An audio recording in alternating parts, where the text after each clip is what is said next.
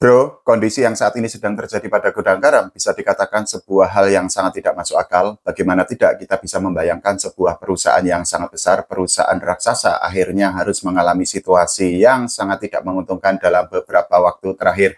Dan banyak pihak yang menyatakan atau menganalisis bahwa gudang garam diambang kebangkrutan. Kalau gudang garam benar-benar bangkrut, tentu saja akan ada banyak dampak buruk yang terjadi.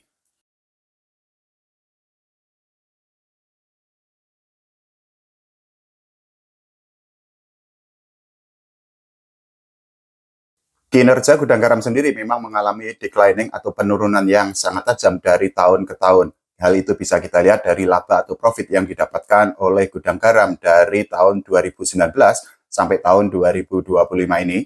Pada tahun 2019, gudang garam bisa mendapatkan laba atau profit sebesar 10 triliunan rupiah.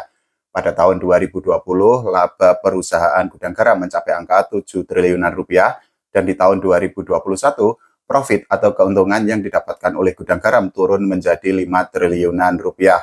Setahun berselang atau pada tahun 2022, profit atau keuntungan yang didapatkan oleh gudang garam turun menjadi 2 triliunan rupiah.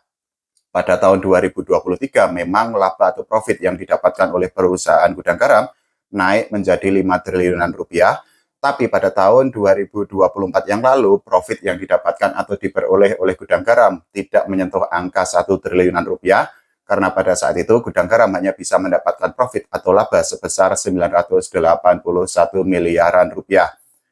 Situasi juga berlanjut di tahun 2025 ini karena pada kuartal pertama tahun 2025, laba dari gudang garam baru mencapai angka 104 miliaran rupiah.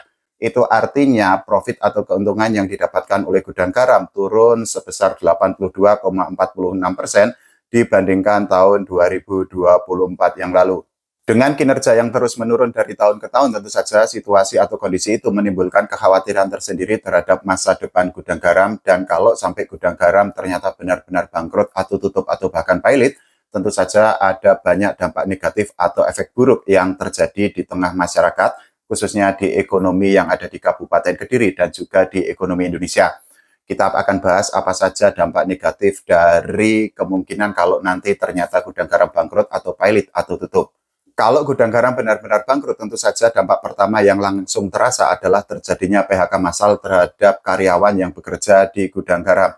Kita ketahui bahwa gudang garam sudah mempekerjakan puluhan ribu karyawan dan juga menghidupi lingkungan sekitar karena ada rantai distribusi atau ada efek domino dari perusahaan gudang garam terhadap ekonomi yang ada di sekitar. Gudang garam sendiri tidak hanya menghidupi para karyawan yang bekerja di dalamnya, tapi juga memberikan dampak ekonomi terhadap lingkungan sekitar, terhadap warung kecil, kemudian juga pemilik kos, bahkan juga tukang parkir yang ada di sekitar pabrik gudang garam.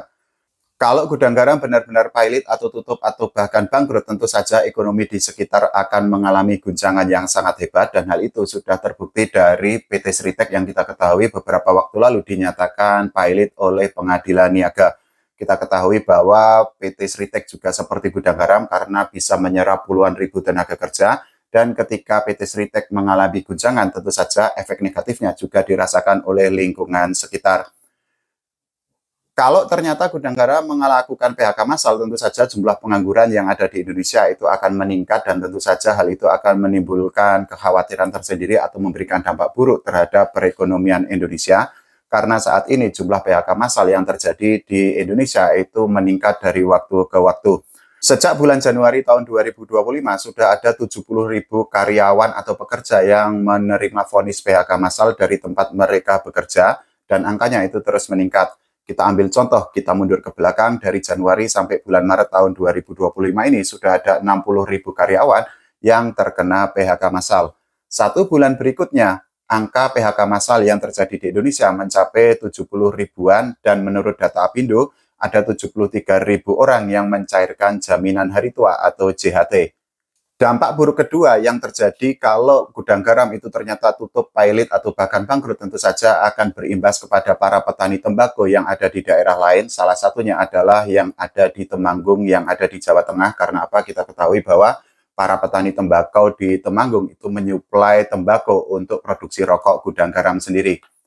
Kinerja perusahaan yang sampai saat ini belum membaik ternyata sudah memberikan dampak buruk secara langsung terhadap kehidupan para petani tembakau yang ada di Temanggung karena ternyata manajemen gudang garam sudah tidak membeli tembakau dari para petani di Temanggung pada tahun 2025 ini. Itu artinya sudah 2 tahun beruntun gudang garam tidak menyerap tembakau dari para petani yang ada di Temanggung karena pada tahun 2024 yang lalu gudang garam juga tidak membeli tembakau dari para petani yang ada di Temanggung. Meskipun demikian, hal itu tidak terlalu berpengaruh terhadap gudang garam karena sampai saat ini stok tembakau yang ada di gudang garam itu memang masih cukup untuk produksi beberapa tahun ke depan. Tapi sekali lagi bahwa efek negatifnya itu langsung dirasakan oleh para petani tembakau yang ada di Temanggung. Kita bisa membayangkan ketika gudang garam tidak membeli tembakau dari para petani yang ada di Temanggung, tentu saja kehidupan para petani itu akan terkena dampak yang sangat buruk. Untuk gudang garam sendiri, memang stok yang mereka miliki itu masih cukup untuk produksi beberapa tahun ke depan. Tapi untuk para petani yang benar-benar menggantungkan harapan terhadap gudang garam, tentu saja keputusan yang diambil oleh manajemen gudang garam memberikan pukulan telak kepada mereka yang berprofesi sebagai petani tembakau. Padahal Temanggung merupakan salah satu sentra tembakau yang mana tembakau yang ditanam oleh para petani itu akan diserap oleh gudang garam sendiri.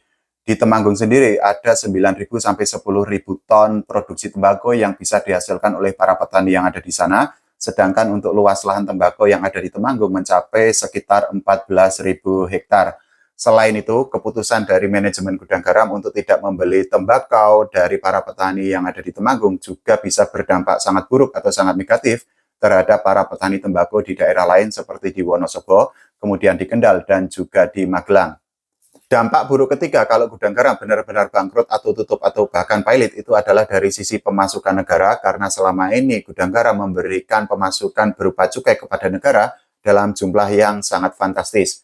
Menurut anggota DPR RI Misbakun, gudang garam memberikan pemasukan ke negara sebesar 70 triliun rupiah per tahun dan itu merupakan angka yang sangat besar karena cukai atau pemasukan yang diberikan oleh gudang garam bisa digunakan oleh pemerintah untuk memberikan dampak kepada masyarakat umum seperti pembangunan infrastruktur dan lain sebagainya.